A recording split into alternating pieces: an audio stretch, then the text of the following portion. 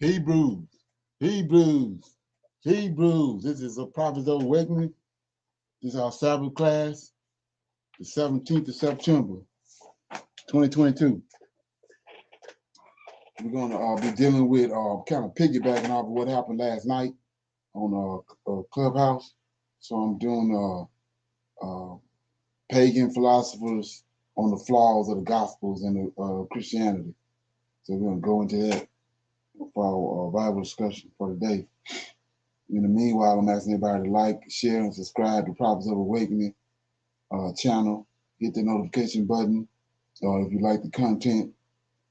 This is a non-Messianic channel. We deal with the Tanakh and the Torah. The Tanakh is the Old Testament, so-called Book of Remembrance.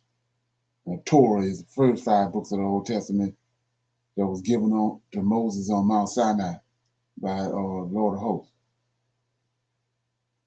And so what I mean by that is the fact that Moses' lifetime, Moses didn't know all the things that happened that went on the earth, on the planet before his time. So on Mount Sinai, Lord of Hosts, when you understand who he is, brought Moses up to par, gave him all the history up until his lifetime. That's the first 5 books of the Old Testament. Okay? You may not heard that before. So anyway, check out our videos on Prophets of Awakening. It's a lot of information given, and the videos will connect dots for you and bring you to the truth of the scriptures, right? Shalom and welcome to Prophets of Awakening channel, and welcome to our Sabbath class. Now we're going to do our normal, which is a moment of silence, our Sabbath prayer, Psalms. We're going to do some current events, the little need-to-know information. We'll open it up for some Q&A, and then we'll go into our Sabbath class, which is pertaining to the pagan philosophers at that time and how they viewed Christianity and how they saw that it came into existence. Okay. So this moment of silence is pertaining to our Creator, Yahweh, and his Redeemer, Lord of Hosts, and all that they're doing to bring about our prophesied deliverance from where we've been scattered some 2,500 years ago.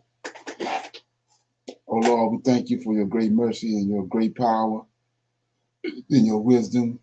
We tarry, waiting for your powerful deliverance of your people Israel. Oh Lord, you have given us insight into the scriptures of our forefathers, and you, oh Lord, have directed us to who you are and your role in the goings on of heaven and earth. And we come this Sabbath day, doubtless that you will appear, that you will gather our nation from among these wicked Gentiles. You said, oh Lord, that you will remove the darkness from around us, tarry not, oh Lord, for the latter days are here, and we are waiting and watching for you, oh Lord. Peace be unto you. Okay. So you read the Psalms.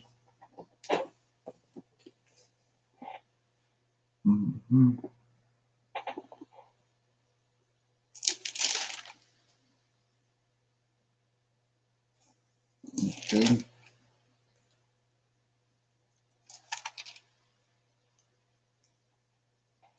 Okay, I'm going to read Psalms 108. It's Israel looks to God for help. A psalm of David. Oh God, my heart is fixed. I will sing and give praises, even with my glory. Awake, pastries and harp. I myself will awake early. I will praise thee, O Lord, among the people, and I will sing praises unto thee among the nations.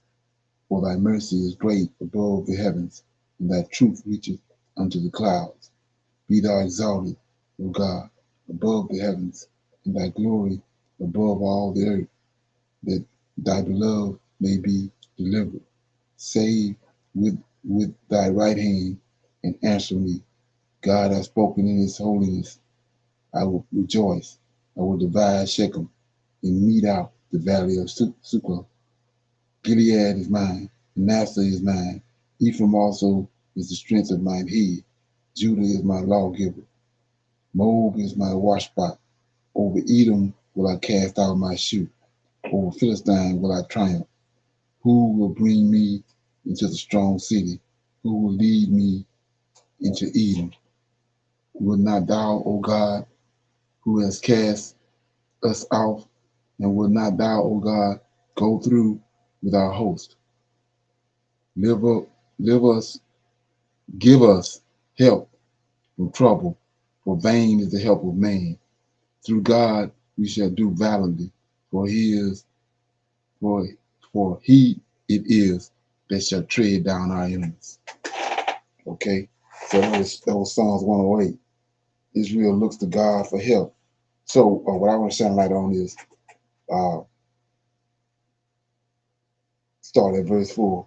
For thy mercy is great above the heavens. This is David talking, and he's proclaiming the Lord of hosts. For thy mercy is great above the heavens, and thy truth reaches under the cloud.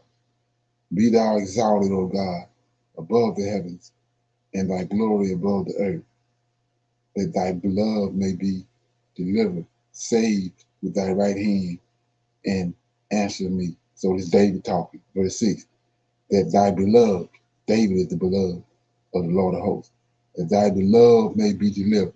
See that? Saved with thy right hand, and answer me. This me is David. Now we'll go into verse 7. God has spoken in his holiness. I will rejoice. I, David, I will divide Shechem. See that? David. I will divide Shechem and mete out the valley of Sukkah. Then Gilead is mine. David talking. Manasseh is mine. Ephraim also is the strength of my head. Judah is my lawgiver. David the king. He talking. Moab is my washpot. Over Edom will I cast out my shoe. Over Philistine will I triumph. Right? Who will bring me, David, into the strong city, to Jerusalem? Who will lead me into Edom? Will not thou, O God, Lord of hosts, who has cast us off, and will not thou, O God, who go forth with our hosts? We're going forth with the army, with them, with David and his army. 12, give us help from trouble, for vain is the help of man. Through God, through the Lord of hosts, we shall do valiantly, for it is that shall tread down our enemies. Okay. Any comments on that?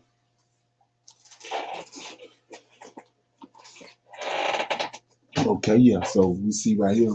So you go back to just a little need to know information when it says my bones,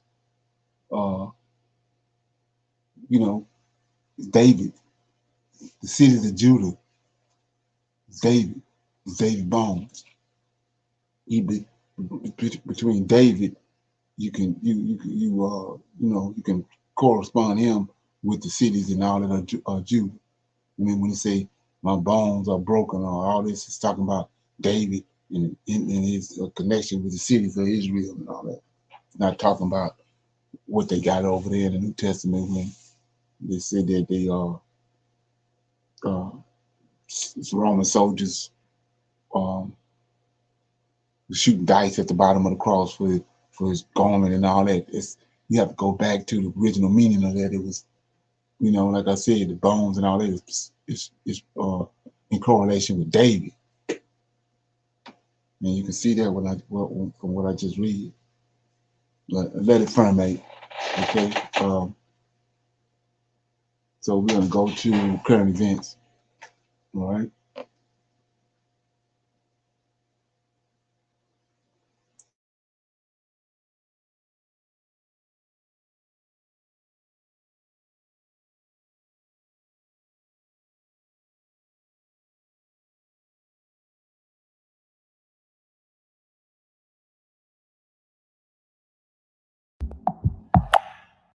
The global economy is in disarray thanks to the West's persistent efforts to weaken Russia. Crude oil, energy, gas, you name it. We've already covered how Moscow has reacted to each. Now, the focus shifts to trade and currency. If there is one country in South Asia whose imports from Russia have surged despite Western sanctions, it is India. Not only has New Delhi increased its oil imports, but is now looking to strengthen the Indian rupee and its overall trade with Moscow. This in a bid to challenge the hegemony of the US dollar. How is this possible, you would think? Let's find out.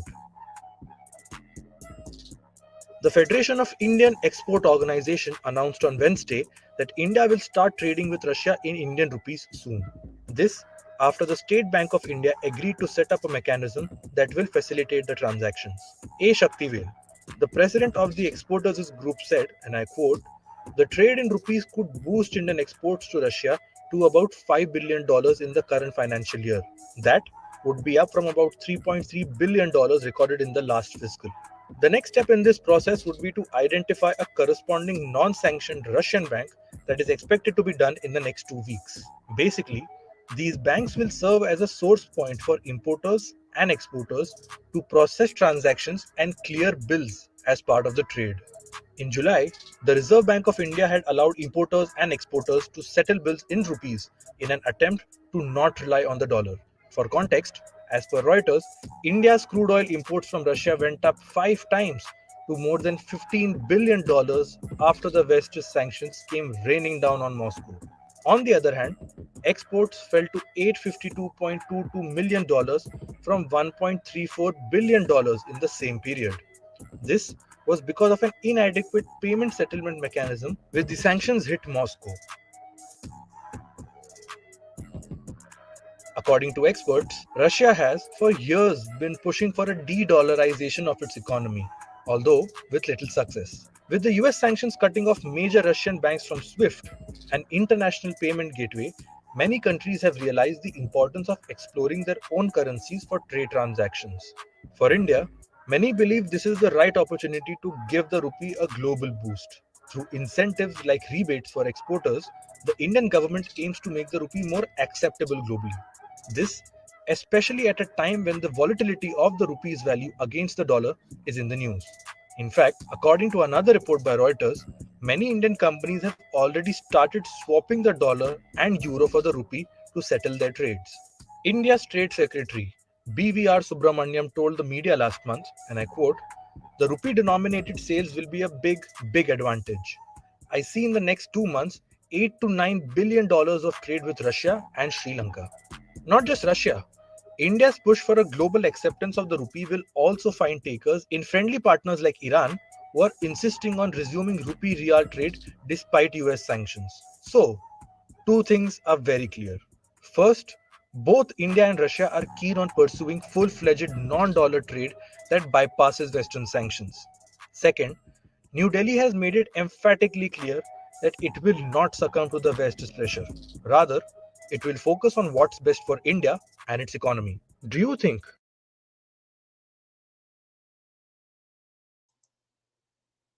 Okay. So what we're looking at, you see that this happened this week. They had that meeting with the India, the BRICS countries, and they came to the conclusion to deal with India and Russia is trading in rubles, and the ruble is getting stronger and stronger, and the dollar is going down. And like I said before, it's just a matter of time when you're looking at all this stuff. It's going, holy hell, going to break loose when the dollar is completely devalued. Okay, any comments?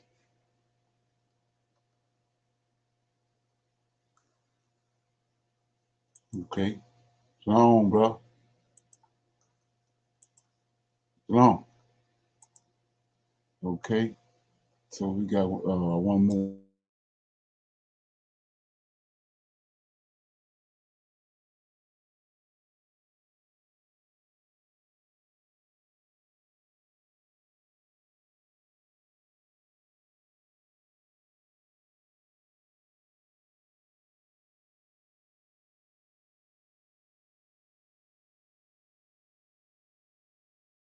and Hawaii Congresswoman. All right, Tulsi, I did not see this coming on the anniversary of 9/11. Can you believe that they just casually just sprinkle in January 6th and say that Trump voters are worse than Al Qaeda? Where do we end up at this point from here? Jesse, I feel sick right now seeing you play these different clips. You know, I, like so many of my fellow service members, I enlisted because of those jihadist attacks on 9/11 to support and defend our Constitution, to protect our fellow Americans, and to go after and kill those who attacked us on that day. And it is despicable and outrageous to hear these people say the things that they're saying, comparing our fellow Americans to terrorists. Actually, worse. They literally said they are worse than Al-Qaeda terrorists. This just shows how far they are willing to go, pushing our country to the brink of civil war, demonizing, targeting our fellow Americans as worse than Al-Qaeda terrorists, all to hold on to their power. That's all they care about.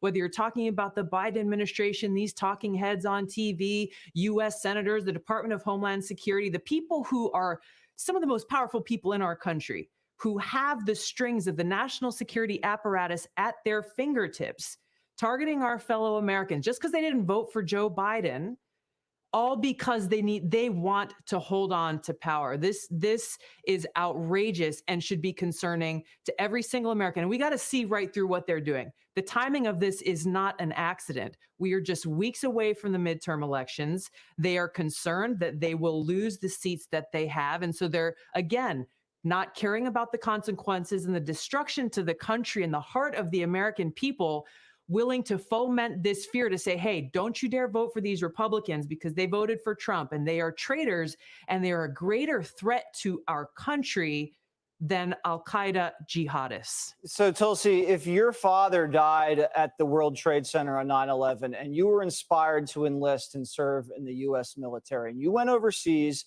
and you killed a lot of bad guys and kept this country safe, and if you come back to this country and you think the FBI helped Joe Biden get elected, the Democrats are saying you're worse than the Al-Qaeda terrorists that you went overseas and defended our country from. Is there any way they can pull back from this? I don't see how they can. This is miles past barely tipping across the line.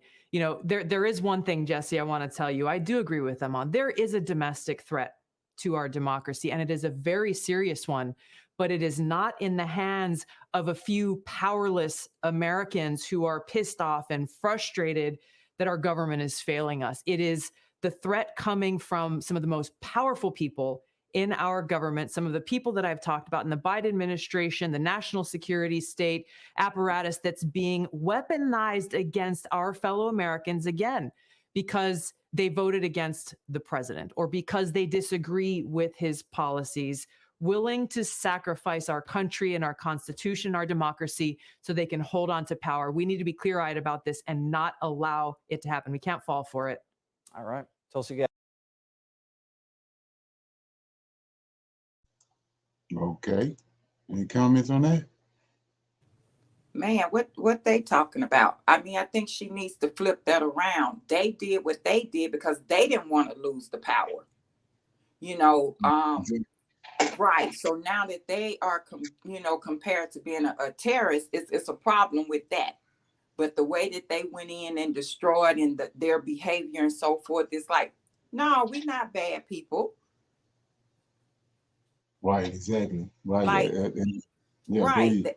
Yes, that conversation right there that they had is totally off. Right, exactly. Right. Yeah, they just coming along with it. Like I said, they just get, to me, when you look at that, they give you a forewarning of what's coming. Like you said, civil war, because of all the actions they've been taken. That's what it's going to lead to. And January 6th was an example. It's just festering, getting worse and worse. And when the dollar collapse and all that stuff, it's going to be all out chaos, civil war. But what they're doing in Chicago, the laws they passed in Chicago and California, you can see them setting the stage for it. Exactly. And this is what I'm saying. If we're out there protesting or being destructive or whatever, we are thugs. These Right. thugs out here in the streets, but what they are doing they don't see as wrong. Right. And then in the past, they did these type of things, but we was blind. We wasn't we wasn't where we at. A lot of people at now where they paying attention to those things. And they watching their action. And they evaluating everything. Where they wasn't doing that before. Yeah, like you say, bro, Chi-Town Purge. Yeah, they already set us up for it with the movie The Purge, the series, because I think they're on like number 5, The Purge. They showing you what's happening. They, like I was saying before, they at least 25 years ahead of us in their plans. So they already set the stage and showed us that what it's gonna be like through the movie The Purge. Okay. Anybody else got anything on that? Okay, I'm going to this little need to know information. I don't know if anybody is familiar with this or not, but okay.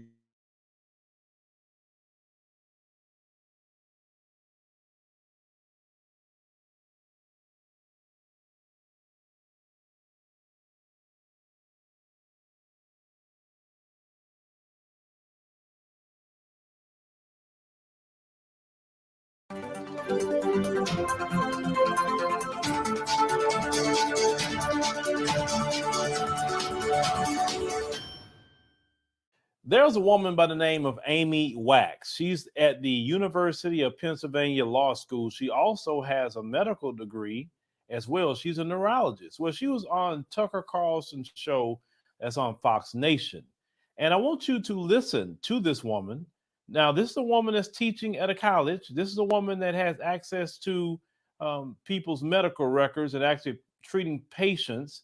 I want you to hear how she speaks about Black people and also other groups of people. Let's roll that. How is that different from vandalism? It just seems like people coming in and wrecking everything that was valuable in an institution that they never built themselves.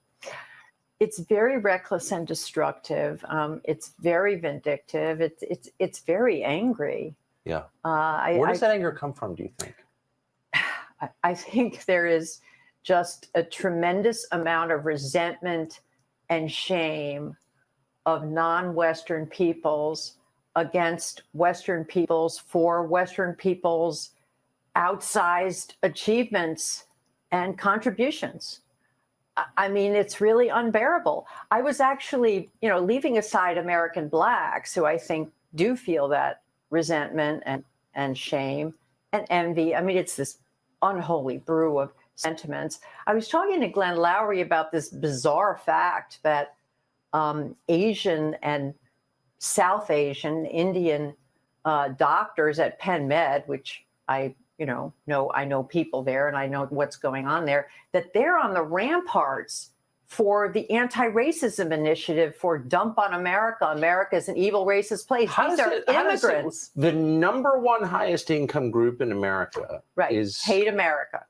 Right. A goodly number of them. But you're from a group. I mean, first of all, I hate even thinking in terms of groups anyway, because what matters is the individual, obviously. But as long as we are, if you're a member of the highest income, highest achievement group in America, and you're looking down another group, native-born whites, for example, and saying you're the problem, like, how does that work exactly? Well, that is, to me, utterly bizarre and fascinating. And why does anybody put up with that? Right. I'm not saying all Indian immigrants are this way. I'm just saying you look at the roster of, who's leading the programs, the endless number of programs where they talk about diversity and racism and all the racism that people have to encounter in medicine and how racist medicine is and all this. And you see these brown faces or you see these Asian faces and you think, literally you think, so you're coming from your country, which you're implying, is equal or better than our country.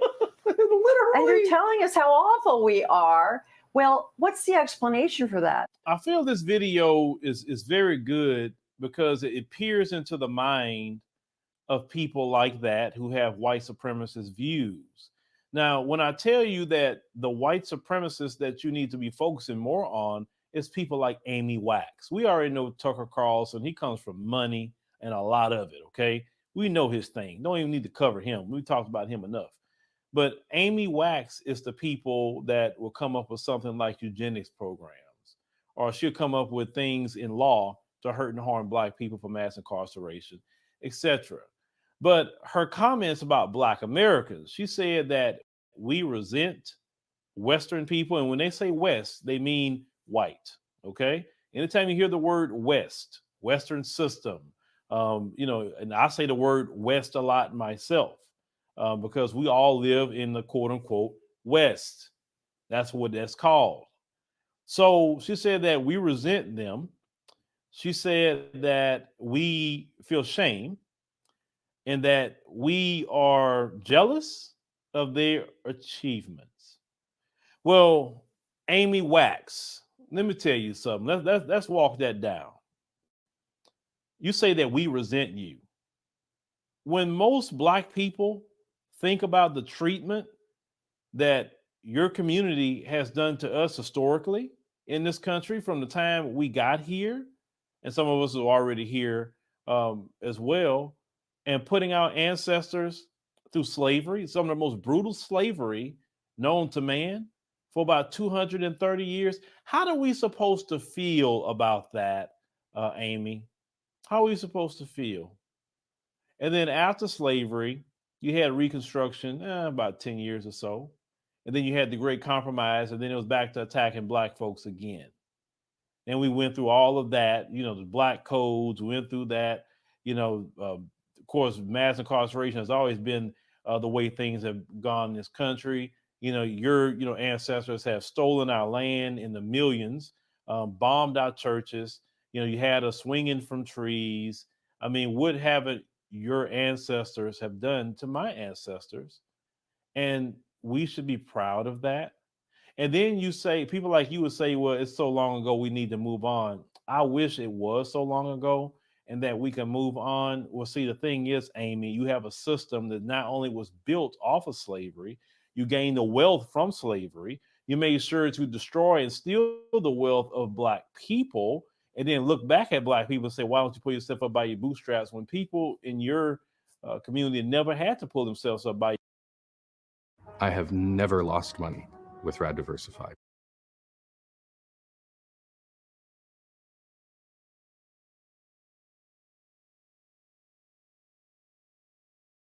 If it wouldn't be definitely the Black American who built everything, because what institutions did you build with your hard sweat and tears? Really think about that.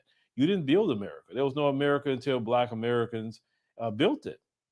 That is just the truth. So you didn't build America whatsoever. You look at the White House, we built that. You look at the Capitol, we built that.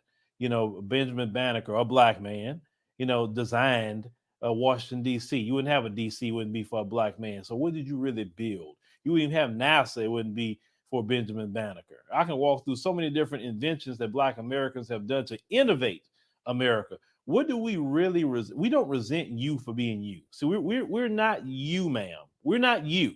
We don't resent you for your skin color. We don't resent you for even having something. That's not it. We resent the treatment. Yes, we do resent that. We resent your asinine responses to it. We resent that. That's really the truth. We resent that. You think we should be happy about that? You think we should be happy about a system of injustice?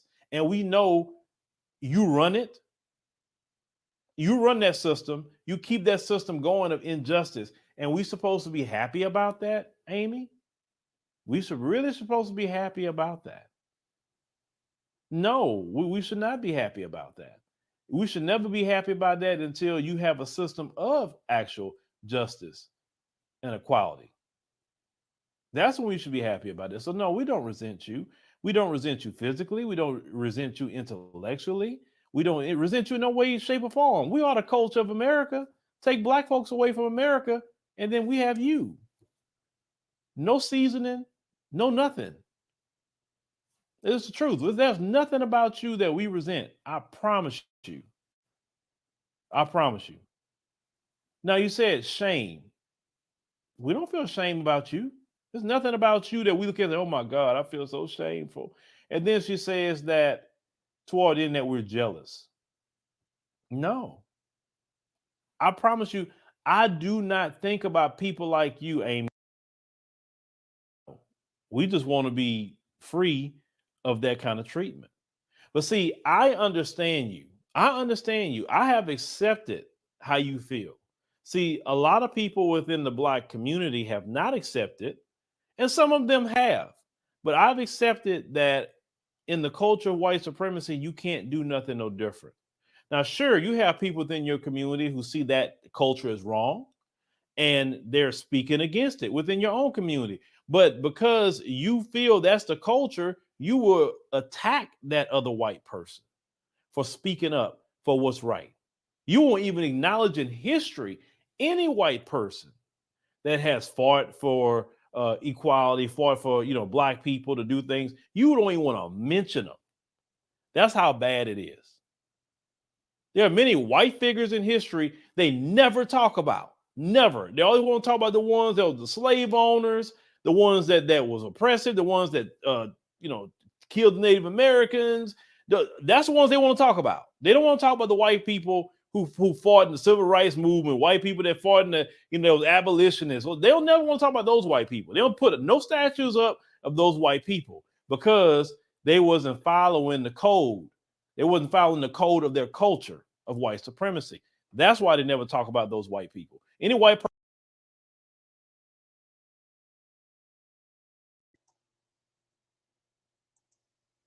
Okay. Any comments on that? He said it exactly right. That's what they don't like. The ones that are not following the code that's supposed to be in their world, that's what they don't like. I don't know about you guys, but I'm ready to go home. Oh yeah, exactly. Right. Yeah, it's the same with the like I said, when we was dealing with last night. They was told once they concocted this idea of Christianity and that whole thing, they destroyed everything around it. They identified its origins, all the information, everything that was going on at the time that was against it, they destroyed it. Like even at the Library of Alexandria, all this stuff, they telling you that these things happen by accident. No, they deliberately, they burning information, burning it, all the books and everything that was contrary to what they were doing. Okay. So with that being said, I want to open it up for some questions, Q&A, comments. Anybody got anything they want to talk about or bring up, information they heard from last night or during the week? Okay. Play this right here.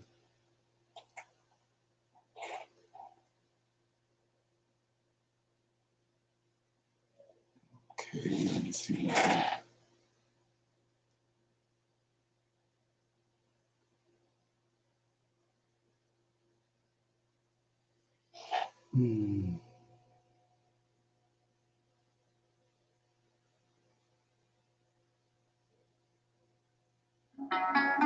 The crucifixion and resurrection of Jesus Christ.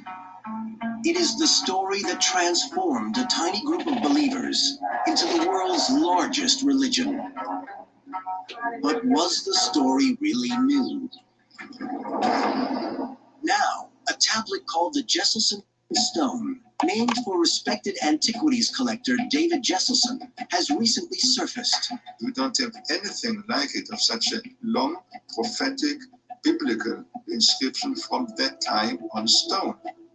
The Jesselson Stone threatens to destroy the claim that Christ's crucifixion and resurrection were unique. sensational claim that made all the headlines was that the writing on the stone indicates that the Christian belief in the resurrection of Jesus wasn't anything new, that the belief that a Messiah might die and be raised after 3 days already existed in Judaism before the time of Jesus. The tablet, also known as the Gabriel Revelation Stone, tells an apocalyptic story. Much of the wording has eroded, but what remains is a vivid tale of Jerusalem besieged by armies, and a final battle in which a prince of princes will combat the Antichrist. But the most interesting passage is line 80, in which the angel Gabriel commands a prince of princes to do something after 3 days. Exactly what that command is, no one is sure. Time has rendered this passage virtually unreadable. But Hebrew University professor Israel Knoll thinks he knows the answer. Knoll believes that Gabriel is commanding the Prince of Princes to rise from the dead after 3 days. So Gabriel is speaking to this person and he's telling him, commanding him actually, in 3 days, live, resurrect. Knoll is perhaps the world's leading expert on messianic figures from the time of Christ. He is out to prove that the stone tells the story of the Messiah before Christ, and that Jesus knew of this Messiah and based his own life on him. Knoll's interpretation hinges on a passage in the stone just 4 words long. Most scholars agree that the first 3 words are by 3 days. So we can see this is line 80. We have first the words L'Shloshet Yamin, in 3 days. This is clear, no question about it. But the debate is on the 4th word. The 4th word has been washed away, and that's where the controversy. Yeah, like I was saying last night, it's amazing how the very word or the very sentence or whatever that's supposed to bring clarity to the situation, it was washed away. Like, that, so the water just focused in on that one word and washed it away. Everything else they can read and understand it. But the meat of the problem is something wrong.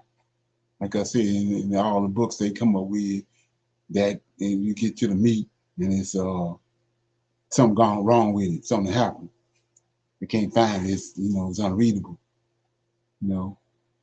Yeah, it's crazy, man. Let me answer this right here. It says, Shalom, this is right. Isaiah, Daniel, Ezra, Nehemiah, Jeremiah, Ezekiel do read in this order.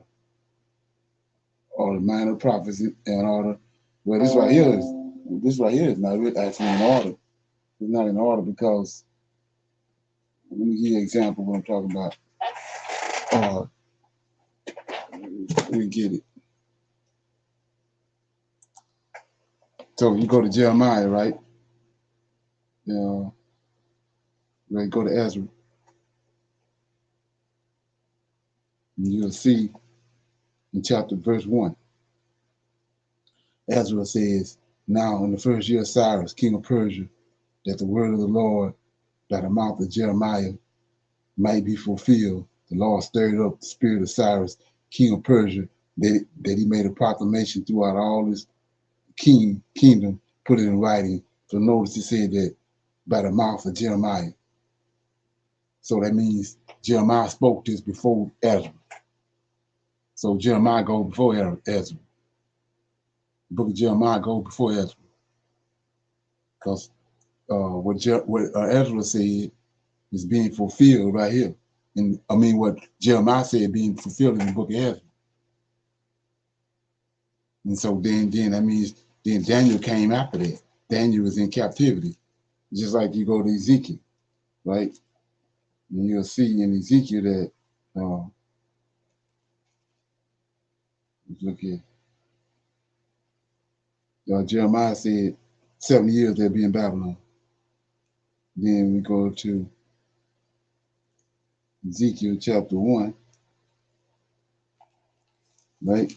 And you see now it came, chapter 1, verse 1. Now it came to pass in the 13th year, in the 4th month, in the 5th day of the month, as I was among the captives by the river Chabor, that the heavens opened, and I saw a vision of God in the 5th day of the month, which was the 5th year of King Jehoiakim's captivity. So verse 2 is telling you Jeremiah prophecy started when they took Jehoiakim into captivity, and they've been in Babylon for 5 years. So they 5 years in on the 70 years. So Jeremiah, this Ezekiel is after Jeremiah. It's Jeremiah, then Ezekiel, and then Ezra came. Ezra came at the end of the 70 years, after captivity was over with. So let's look at that. So if you go to Daniel, right, and you go to Daniel, and Daniel describing these 4 beasts, right, and let's look at 7. No, 8. Daniel chapter 8. In the 3rd year in the reign of King Belshazzar. So they're still in the first beast, which is Jeremiah. They're still in captivity.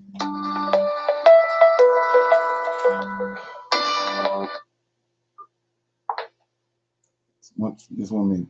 So they're still in captivity. They're still in captivity in Babylon, because Daniel chapter 8, verse 1 says, in the 3rd year of the reign of Belshazzar, a vision appeared unto me, even unto Daniel, after that which I appeared. So then 2, I saw in a vision, and I came to pass when I saw that I was in Shushan in the palace. See that? That's in Babylon. So they still in the captivity that Jeremiah prophesied, the 70 years. But he tells you he saw a ram and a he-goat, right? He saw a ram and a he-goat. The ram is the Medes and Persian, and the second beast. So they ain't happened yet. So Daniel is came before Ezra, because Cyrus on the scene now. In Ezra chapter 1, Cyrus comes on the scene, which is fulfilling the prophecy in Daniel 9:25. By the proclamation, a commandment is going to go forth to announce the end of the captivity. That's what Cyrus did in Cyrus did in Ezra chapter 1. It says, now, in the 1st year of Cyrus, king of Persia, that's the word of the Lord by the mouth of Jeremiah. That's what Cyrus is doing. He's fulfilling what Daniel said in Daniel 9:25, that a commandment was going to go forth. And then you say, you bring up Isaiah, right? Isaiah says in Isaiah says in verse okay, like I say, a lot of people might not know about this stuff, but that's what my job is, connect the dots. So Isaiah 45, see that? This is a charge to Cyrus. Thus says the Lord to his anointed, to Cyrus, whose right hand have holden to subdue nations before him, and I will loose the loins. So this is before Jeremiah. Isaiah before Jeremiah. So Cyrus was prophesied about 500 years in advance. What Ezra is saying in Ezra chapter 1 is fulfilling this right here in Isaiah chapter 45. And you get down to verse in verse 1, it says, thus says the Lord to his anointed, to Cyrus, whose right hand I have holden, to subdue nations before him, and I will loose the loins of kings, to open before him the 2-leaved gate. The 2-leaved gate is the gate that's in Jerusalem when they built it. When you go to Leviticus and find out the instructions he gave him on building that gate, it's leaves on it. So that's what he's talking about. 2-leaved gate. So this Isaiah goes before that. Isaiah, Jeremiah, and then Jeremiah prophesied about the 70 years Then Ezekiel come, because that's where Ezekiel is at. He's in captivity in Babylon, and he lets you know it's the first 5 years going on in the captivity. That's how you can line the books out. Okay. Yeah. Shalom, bro. Okay. Anybody else have any comments on that, or something they want to say? And so, like I said before, go ahead. Go ahead. Excuse me, I'm sorry. I was going to ask you, is that a way again to keep us, confused and thrown off on our timelines? And also, you was reading in Kings, right? And so in Kings, the same thing is over in Second Chronicles, right? So why is that? Why isn't it that is an exact repeat like that? That's because there's a prime example that they hoodwinking the scriptures. Like I say, you can go. It takes you, when you see that, it takes you all the way back 2,500 years ago. You can see that they've been tampering with it, and it kills the notion that these 66 books are the only books you need, and that the Most High watched over the word. He ain't watched over the word. Like I was showing you. In Deuteronomy, in Exodus, you got some holy oil that he told them to make, a special oil, and that oil there's anointing oil. And we know that the king and the high priest is anointed. That's what Messiah means. That's all it means, be anointed. But not on that, we go to Leviticus and Deuteronomy, all the furniture that was in the temple was anointed. So when the Lord of Hosts got finished with Israel and cast them out and brought the Chaldeans, Nebuchadnezzar took the king and his mama, his wife, and his children to Babylon. They anointed. What else he take? He took the vessels and all the furniture out of the temple too. They all connected together. They all holy. He didn't want them dealing with none of that. So he had all that taken to Babylon. And then what brought the Chaldeans to the end? Belshazzar. He went in there and got those vessels and started drinking out of them for himself. That's what brought Cyrus. He disrespected the Lord. So that's how you start, when you understand all that, you start connecting the dots. So they rearrange those books to lead you down another road. They don't want you to have that understanding. So when you have an understanding that's being conveyed right now, you can see the New Testament don't have shit to do with us. But by the way they rearrange the books, they're trying to make you think that it's leading you to the New Testament when it's not. Like I said, in Daniel 9:25 ain't talking about no Messiah coming. The Messiah he's talking about is Zerubbabel. They brought Jehoiakim into. Let's look at it right quick. I don't want to get digress. I don't want to get sidebar. So Jehoiakim, right? Let's look at it. For example, Solomon died. Then Solomon, the son that followed Solomon was Rehoboam. Well, Rehoboam had 28 sons, right? And the Lord of Hosts got a covenant with David. He always gonna have a son out of his lineage on the throne. So out of these 28 sons that Rehoboam got, all of them got the capabilities of being on the throne of David. But the Lord of Hosts is watching over, so he's following a certain lineage of men. He got David, Solomon, Rehoboam. Then we know that Abijah came after him. Then and go on like that till you get to when the Chaldeans came and Jehoiakim on the throne. Jehoiakim is part of that lineage that he's following. And they took him to Babylon. And then the king made Zedekiah his brother king. He's not following the lineage. Zedekiah ain't got nothing to do with the lineage. It's Jehoiakim. He in Babylon. So let's look at that. So I just read you Second Ezra. I just read you Ezekiel chapter 1, and it says that Jehoiakim was 5 years in captivity in Babylon, right? So let's look at it. So then you go to let me get it. It's situated here. These minor prophets that you had mentioned, you go to Haggai in particular, Haggai and Zechariah. When you understand the chain of events and the chronology of it, Haggai and Zechariah, when the 70 years was up that Babylon talked about, Haggai and Zechariah came out with Zerubbabel. So let's go to Haggai and look at Haggai. It says chapter 2. So the captivity is over with. So the Most High the Lord host got a covenant with David that it's always going to be a king on the throne of Israel out of David's lineage. So in order for him to go back, he got to identify this seed out of David, this king. But the last one that he following was Jehoiakim. He in Babylon, right?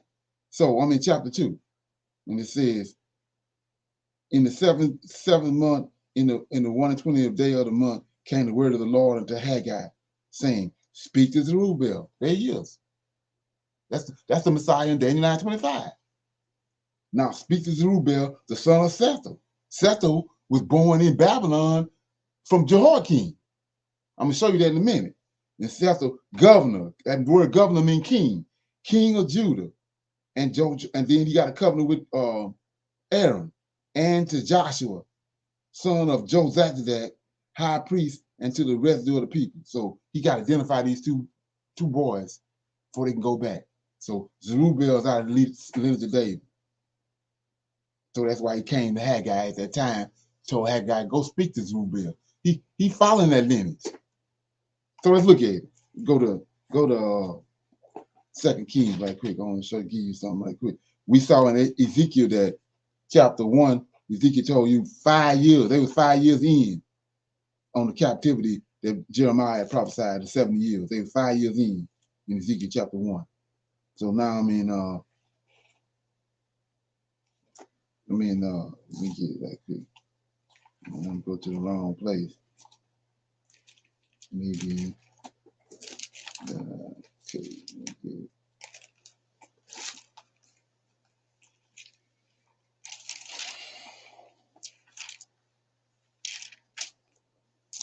Second King. That's it. Okay.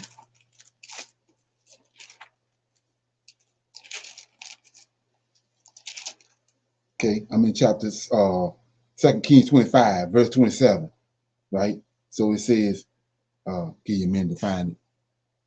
Okay, you got it? Yes. 2 Kings 25, verse 27. And it came to pass in the 7th and 37th year of the captivity of Jehoiakim. Now they 37 years in. They're 37 years into the 70 years. This is 2 Kings, right? King of Judah. This the lineage the Lord host following. Zedekiah ain't got nothing to do with it, because the king of Nebuchadnezzar made him king. He took Jehoiakim with him, Babylon. So it says, King of Judah, in the 20th month, in the 7th and 20th day of the month, evil Merodach, king of Babylon, in the year that he began to reign, he did lift up the head of Jehoiakim, king of Judah, out of prison. See that? This the Lord of hosts doing. And so who know this? You're on Prim Road if you don't understand this. So he says, and he spake kindly unto him and set his throne, his David throne, right? And he set his throne above the throne of the kings that were with him in Babylon, and changed his prison garment, and he did eat continuously before him all the days of his life. So guess what? When Nebuchadnezzar took him to Babylon, he took his wife, all his wives, and his children with him, Jehoiakim. So for what? To kids continue the lineage, the promise that he got to David. and he's still having children. So he had Sethel. Then Sethel had Zerubbabel by the time 70 years are up. And then that's why he says, go and speak to Zerubbabel. So let's look at it right quick. I'm gonna go to I told you that Zechariah and Haggai came out at the same time. So let me get it right quick. Then I'm gonna get back to the stuff back where I was at. So it says chapter 3, Joshua, and Joshua is out of Moses' lineage, out of Aaron's lineage. He got a covenant with Aaron. There's always going to be a son out of Aaron's lineage as a high priest. It's always going to be a son out of David's lineage going to be the king. If that ain't the case, it's something wrong. It's a breach. So I'm in chapter Zechariah chapter 3, and he showed me Joshua, the high priest, standing before the angel of the Lord, and Satan standing at his right hand to him. Right. All this is happening at the end of the 70 years. He get ready to go back. So he identifying them. And the Lord said unto Satan, the Lord rebuke thee, O Satan, even the Lord that have chosen Jerusalem, rebuke thee. Is not this brand plucked out of the fire? Talking about the two men, two sons. Now Joshua was clothed with a filthy garment and stood before the angel. And he answered and spake unto those that stood by him, saying, 7 angels, right? From the beginning. That's what Genesis 1:26 talking about. Let us make man in our image. So anyway, and he answered and spake unto those that stood by him, saying, take away the filthy garment from him. And unto him he said, behold, I have caused thy iniquity to pass from thee, and I will clothe thee with a change of raiment. And I said, let them set a fair mitre upon his head. So they set a fair mitre upon his head and clothed them with garments. And the angel of the Lord stood by, and the angel of the Lord protested unto Joshua. So the king got to be identified. So he protested to Joshua, the high priest. The high priest is subject to the king. So 7, thus says the Lord of hosts, right? The Lord of hosts. This ain't Yahweh. If thou wilt walk in my ways, and if thou wilt keep my charge, then thou shalt also judge the house, my house, that's Jerusalem, and shalt also keep my court, and I will give thee places to walk among these that stand by.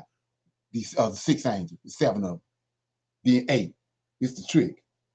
Hear now, O Joshua the high priest, thou and thy fellows that sat before thee, that's the other priests, the Levites, for they are men wondered at. For behold, I will bring forth my servant, the branch. That's the Zerubbabel. What branch? The branch of David. That come from Jehoiakim. See that? For behold, the stone that I have laid before Joshua, upon one stone shall be 7 eyes. That's the 7 angels. Behold, I will engrave the graving thereof, says the Lord of hosts, and I will remove the iniquity of that land in one day. And in that day, says the Lord of hosts, shall ye call every man his neighbor under his vine and under his fig tree. So they getting ready to go back. But he got to identify that son from David that's gonna take them back. This ain't talking about nobody in the future. So verse 4, we see right here, he says he's gonna bring forth the branch. Now, and then we go to chapter 4, says, and the angel of the Lord talked with me and came again and waked me as a man that is waking out of his sleep. And he said unto me, what seest thou? And I said, I have looked, and behold, a candlestick all of gold with a bowl upon the top of it, and 7 lamps thereon, and 7 pipes of 7 lamps which are upon the top of it. That's the menorah, was in the Holy of Holies. Then it says, 2 olive trees by it, one upon the right side of the bowl, and the other upon the left side of the bowl. So in case you don't know, that's the king and the high priest inside the Holy of Holies. That's the 2 anointed ones. Now, so I answered and spake unto the angel that talked with me, saying, what are these, my Lord? Then the angel that talked with me answered and said unto me, knowest thou not what these be? And I said, no, my Lord. Then he answered and spake unto me, saying, this is the word of the Lord unto Zerubbabel. That's the branch right there, out of King David. Saying, not by might, nor by power, but by my spirit, says the Lord. Who art thou, O great mountain? Before Zerubbabel, thou shalt become a plain, and he shall bring forth the headstone with shouting and crying grace unto grace. So I'm gonna cut it out right there, but he says 6, this is the Lord of hosts talking. Then he answered and spake unto me, saying, this is the word of the Lord unto Zerubbabel, saying, not by might nor by power, but by my spirit, says the Lord of hosts. Who art thou, O great mountain? What's the great mountain before Zerubbabel? It's Babylon. This mountain means country. So he gotta leave Babylon. They got the Israelites in captivity in Babylon. That's the mountain, right? So he says, who art thou, O great mountain, before Zerubbabel, thou shalt become a plain. He brought Cyrus and brought it down and dropped it. And Cyrus let the Israelites go. That was already prophesied by Isaiah. So he says, who art thou, O great mountain? Before Zerubbabel, thou shalt become a plain. Then he, Zerubbabel, shall bring forth the headstone with shouting grace unto grace. So what you talking about? Let's go to Zechariah and Haggai came back with Zerubbabel from Babylon. So they in Babylon. So how did they get back to Jerusalem? They ain't have no Mercedes-Benz and no Jaguars. They came back on asses and donkeys. So here comes Zerubbabel in chapter 9, verse 9. Rejoice greatly, O daughter of Zion. A shout, O daughter of Jerusalem. Behold, thy king, Zerubbabel, coming unto thee. He is just, having salvation, lowly, riding upon an ass, upon the coat of an ass. There it is. So like I said before, you can fumble with it, do whatever you want to do with it.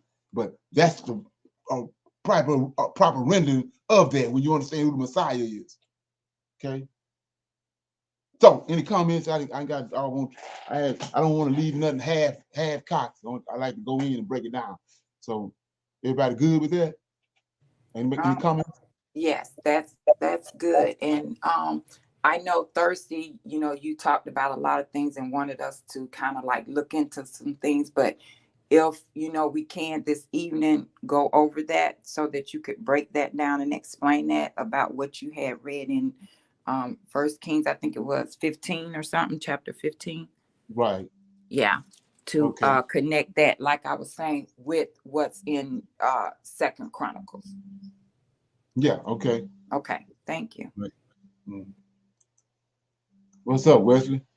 Shalom, how can you track David and Aaron's lineage from reinstallments if the king and the priest?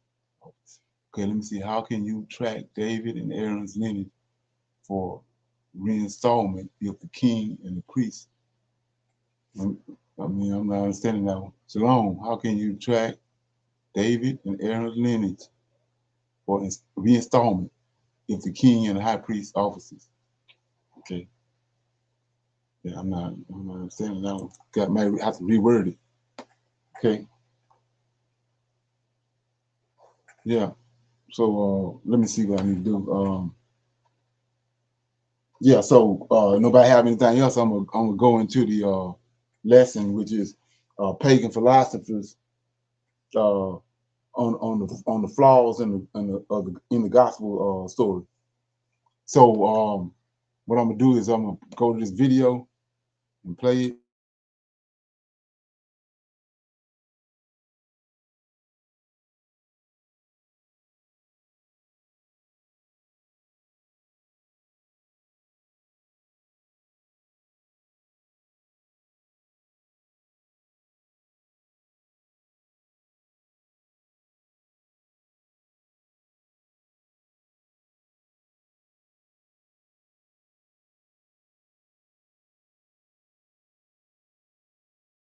Of Christianity acts like a person who promises to restore patients to bodily health, but who prevents them from consulting skilled physicians, by whom his ignorance would be exposed. Christians weave together erroneous opinions drawn from ancient sources, and sound them before men, as the priests of Cybele clash their symbols in the ears of those who are being initiated in their mysteries. A few years ago, he began to teach the doctrine, being regarded by Christians as the Son of God. He invented his birth from a virgin and was disgracefully born in a certain Jewish village. Of a poor woman of the country who gained her subsistence by spinning, she was turned out of doors by the carpenter to whom she'd been betrothed, having been guilty of adultery, and that she bore a child to a certain soldier named Pantera. That after being driven away by her husband and wandering about for a time, she disgracefully gave birth to Jesus, an illegitimate child, who, having hired himself out as a servant in Egypt on account of his poverty, and having there acquired some miraculous powers on which the Egyptians greatly pride themselves, returned to his own country, highly elated on account of them, and by means of these proclaimed himself a god. Seeing you are so eager for some novelty, how much better it would have been if you had chosen as the object of your zealous homage some one of those who died a glorious death, and whose divinity might have received the support of some myth to perpetuate his mystery. Why, if you were not satisfied with Hercules or Aesculapius and other heroes of antiquity, you had Orpheus, who was confessedly a divinely inspired man who died a violent death. How much more suitable than he would have been Jonah in the whale's belly, or Daniel delivering from the wild beasts, or any of still more portentous kind. You mock and revile the statues of our gods. But if you had reviled Bacchus or Hercules in person, you would not perhaps have done so with impunity. But those who crucified your god, when present among men, suffered nothing for it, either at the time or during the whole of their lives. And what new thing has there happened since then to make us believe that he was not an impostor, but the Son of God? If the Christians would be willing to answer my questions, which I do not put as one who is trying to understand their beliefs, for I know them all would be well. But if they will not consent, but say, as they usually do not ask questions and so on, then it will be necessary to teach them the nature of the doctrines which they affirm, and the source from which they come.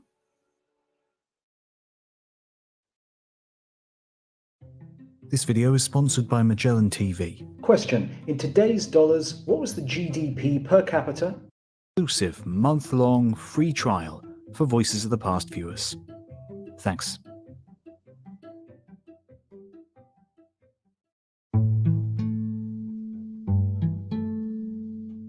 Why should it be he alone, rather than innumerable others who existed after the prophecies were published, to whom the predictions are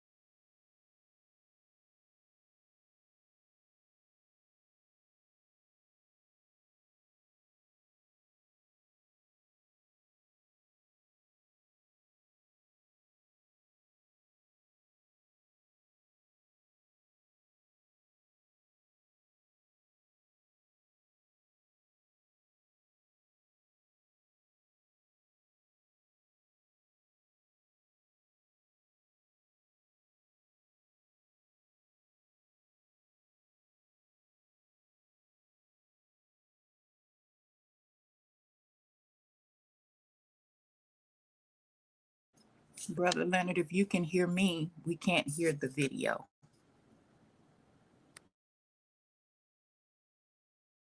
applicable. The Christian believers, like persons who in a fit of drunkenness lay violent hands upon themselves, have corrupted the gospel from its original integrity to a threefold and fourfold and manyfold degree, and have remodeled it that they might be able to answer objections. Can you hear the video now? Yes, sir. I just stopped it, but could you hear it? Yes, we could hear it. Okay.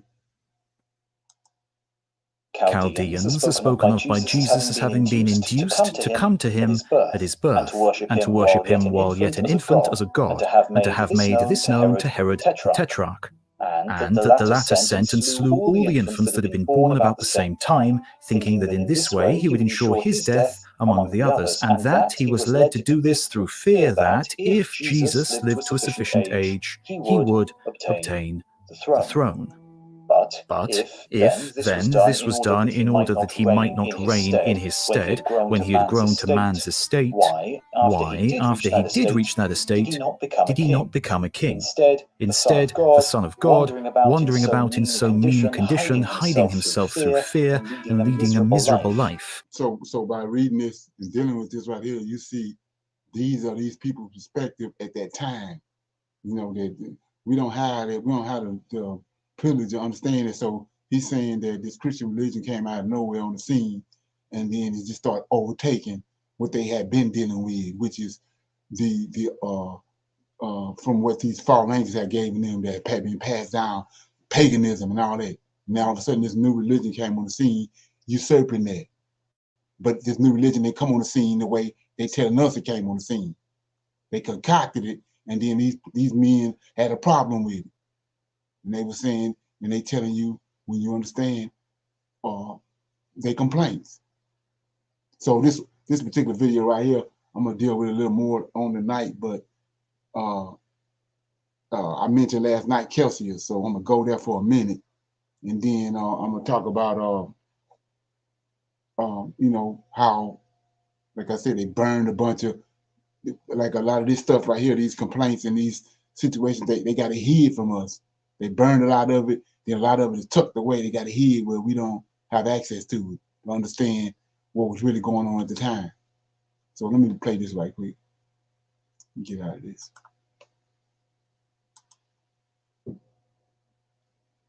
Okay, let me get this right quick.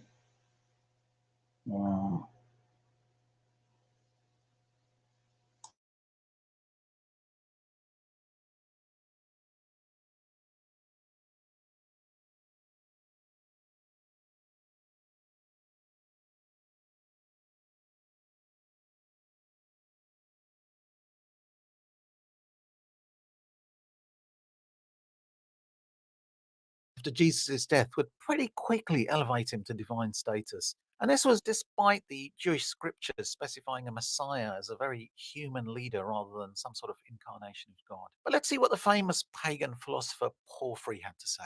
Porphyry wrote extensively about the flaws in the early Christian arguments about Jesus being God incarnate, his alleged miracles and actions, but in this video, I'd like to focus on what he said about Jesus' attitude to risking his life, his later death and crucifixion and after. And we'll go through in particular 4 points Porphyry made on this issue. So let's get started. Porphyry lived in the 3rd century and was reputed to be intellectually the greatest and most influential opponent of Christianity during Rome's pagan period.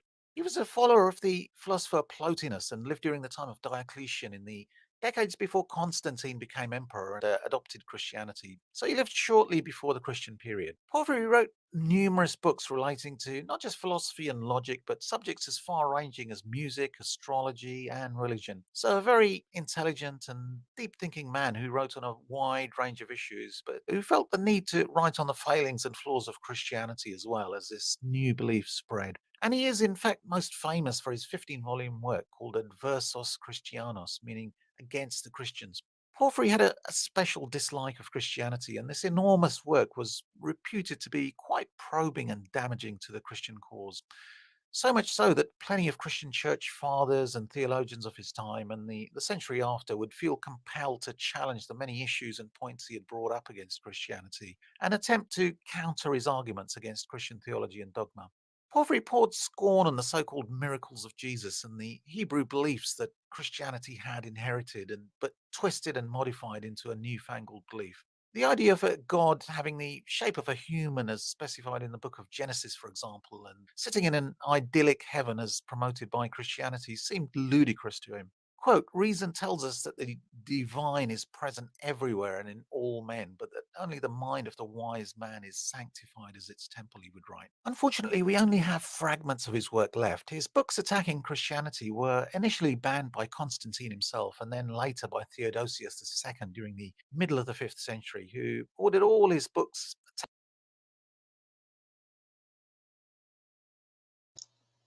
So let's go back to Constantine. Constantine is the one that he's called the father of Christianity.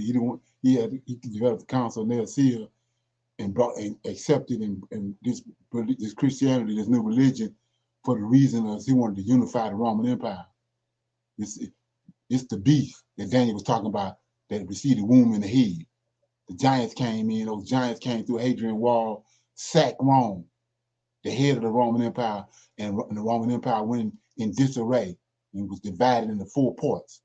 Constantine came, subdued 3 in the book of Daniel. He subdued 3 kings, and he became the sole emperor, and so he brought the beast back. The beast received the womb and the head, it was sacked, then he brought it back to life. But he brought it back to life with this new religion, Christianity, right? So he knew where his origins was, so the man just told you what he did. He went and started burning all the books that countered it, that exposed what it was. He went and burned all the books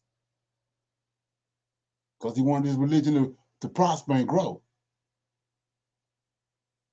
So that's what that is. It's showing you right here. You got to have ears to hear and eyes to see. Okay?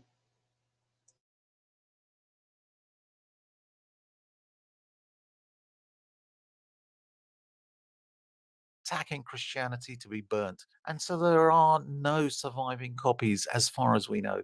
However, we still have a small fraction of his 15-volume work derived from second-hand sources, and these are primarily the writings of Christian apologists like Tertullian, Macarius Magnus, Augustine, Eusebius, Methodius, Apollinaris, Jerome, Theodoret, and others who responded to his challenge and tried to refute his arguments. And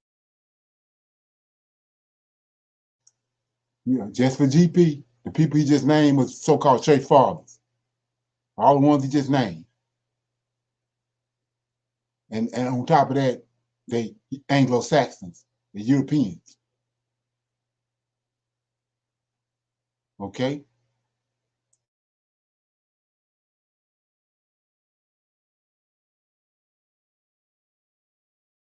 in this process, quote the points that he made.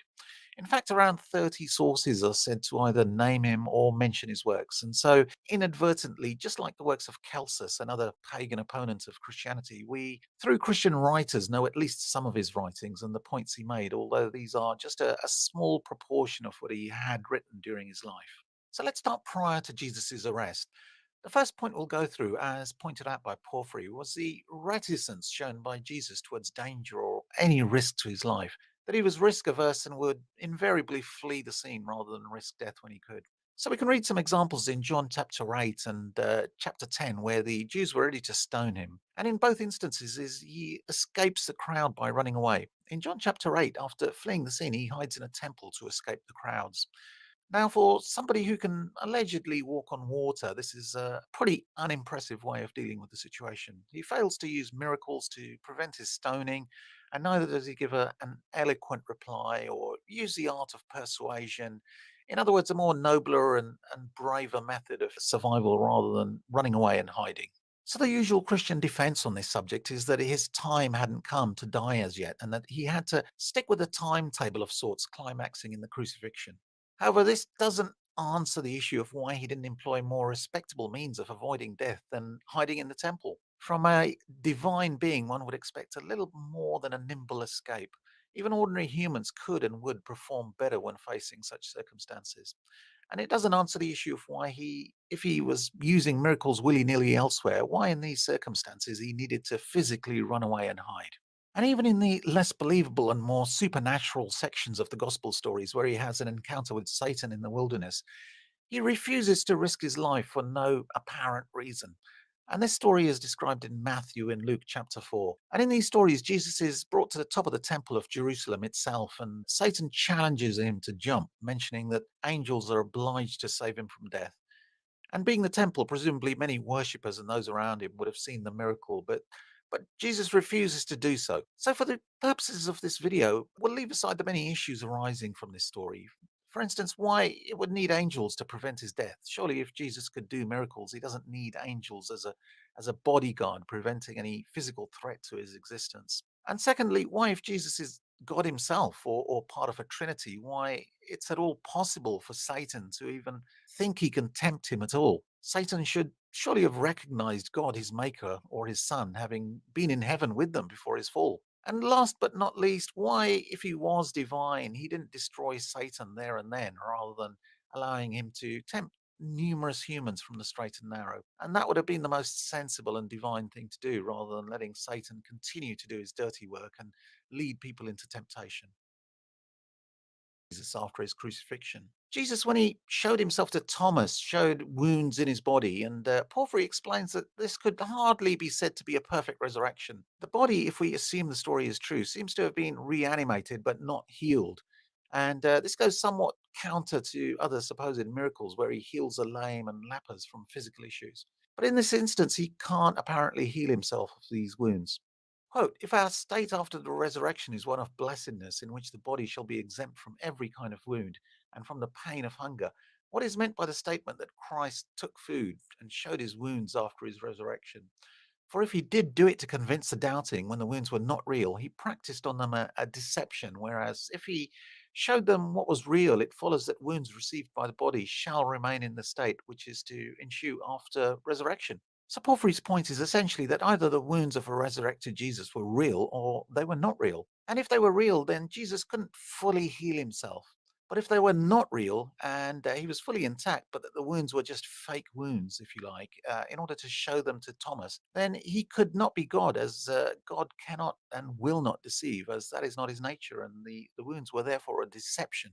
And after his supposed resurrection, Porphyry suggests Jesus should have appeared to his tormentors, i.e. Pontius Pilate, and other worthies of the Jews, rather than to his own followers. But the accounts and testimonies of these people would be far more reliable and accepted than those of his followers, who, let's face it, had an interest in making him appear divine. Quote, why did this...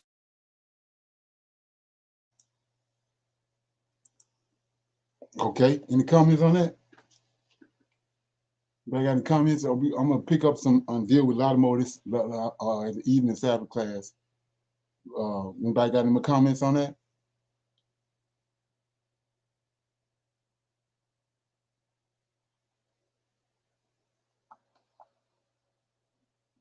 Okay, yeah, so I'm going to get back over here with Wesley and see what's going on. Yeah, it says, when we are regathered, the two offices of king and high priest will be in place. Yeah. So, like I was saying, the first part of that was you asked was how can we track David and Aaron's lineage to reinstate if the king? Okay, so now it says in the latter days. So here we go right here. Ezekiel 37. Right. So just like he did with Zerubbabel and Joshua, he had to do the same thing in the latter days. And he just said on David's side of the story, he's promised David he's gonna bring him back and put him on the throne. That's what I'm gonna read. So Ezekiel 37 says,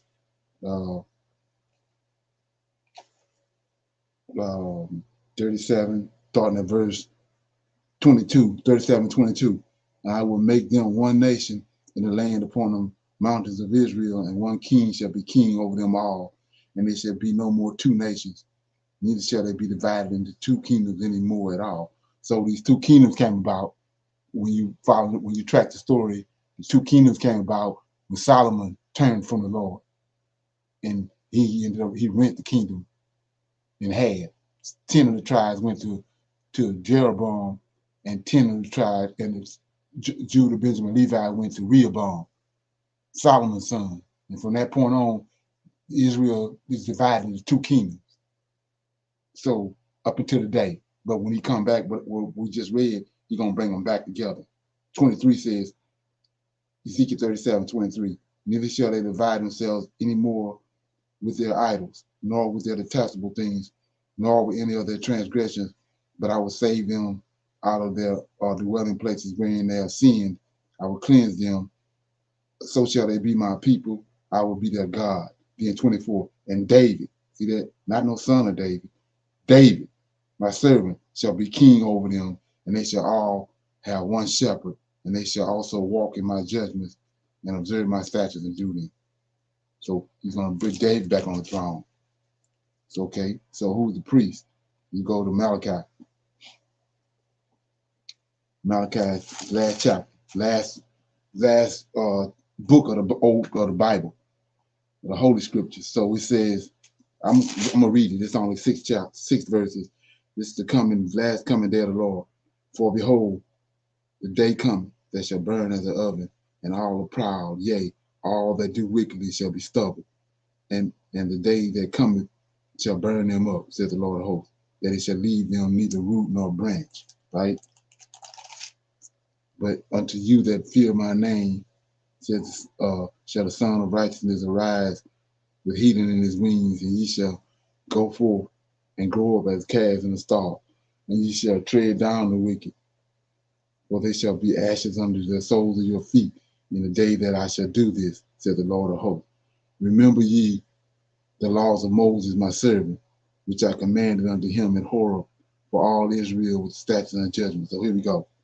This the priest, the high priest.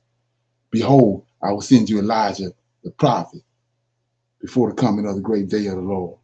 And he, the prophet, the priest, this is his role.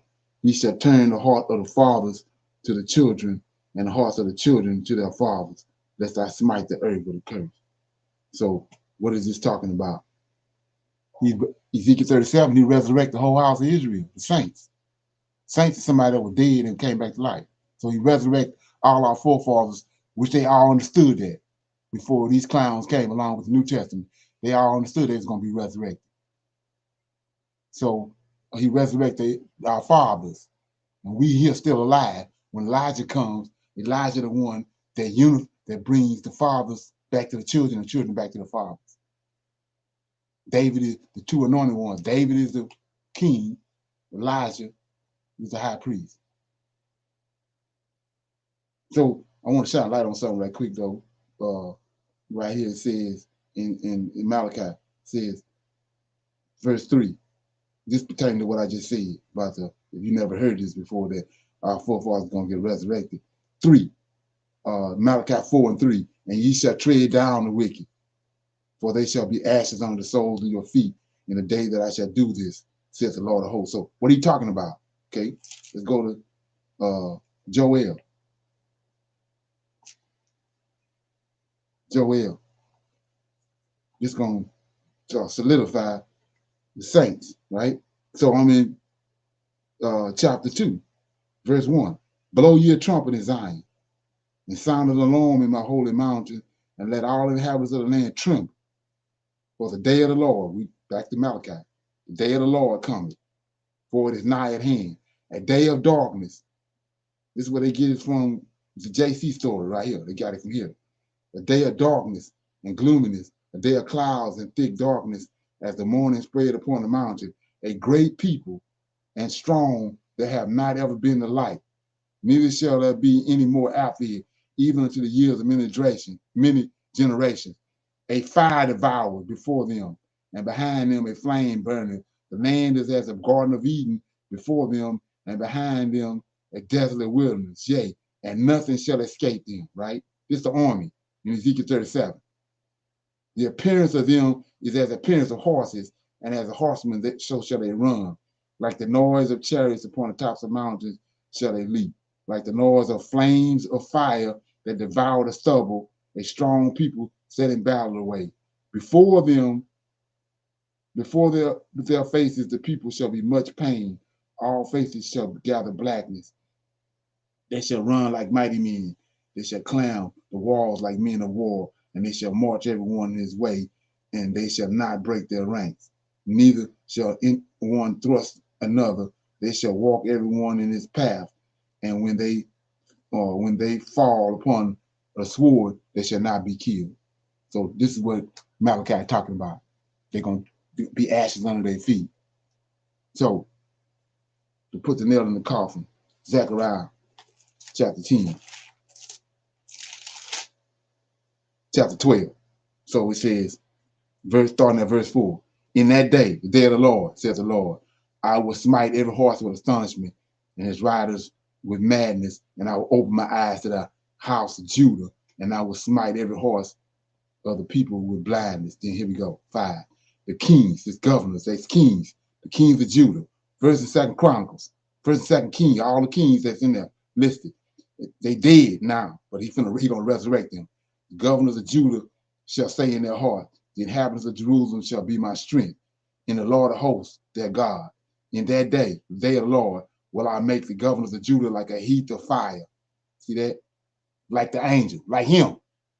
When he appeared on the bush with Abraham, and when he showed up with Shadrach, Meshach, and Abednego in the fiery furnace. So he says, in that day will I make the governors of Judah like a heath of fire among the wood, and like a torch of fire in the sheaf. And they shall devour all the people round about on the right hand and on the left. And Jerusalem shall be inhabited again in her own place, even in Jerusalem. And the Lord shall save the tents of Judah, that the tents of Judah first, that the glory of the house of David, right? First and Second Chronicles, First and Second Kings, and the governors of Judah and the glory of Judah, or the inhabitants of Jerusalem, do not magnify themselves against Judah. Here you go, right here. And I'm gonna close out right here.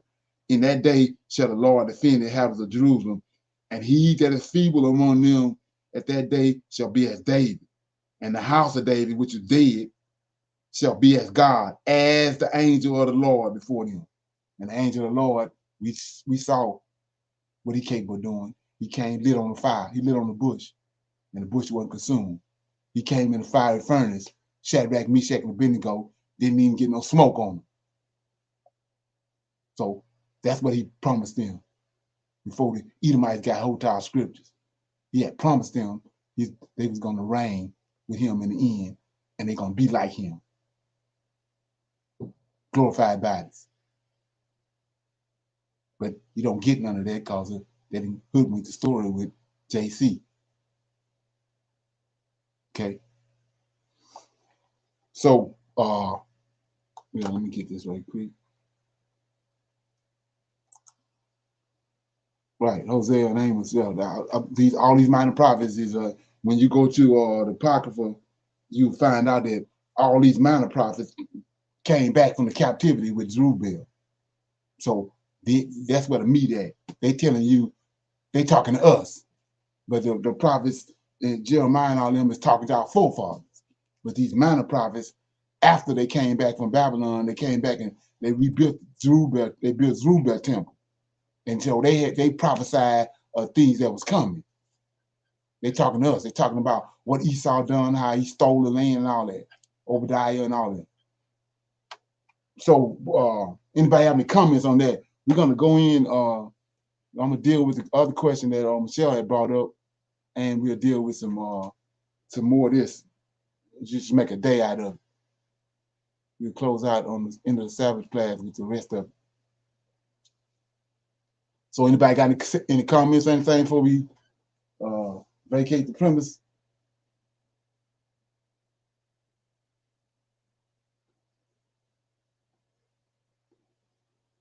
Something beginning with an E.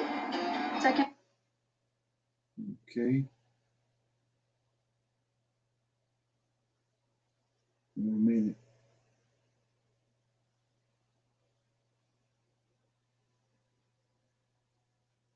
In a minute.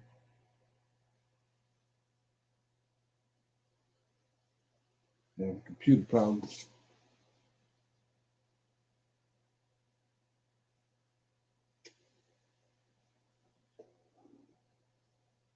Yeah, so I'm gonna say shalom to everybody. We're gonna pick this conversation up in 6 o'clock for our evening Sabbath class to close out the Sabbath. And I'm gonna say shalom to everybody. Okay.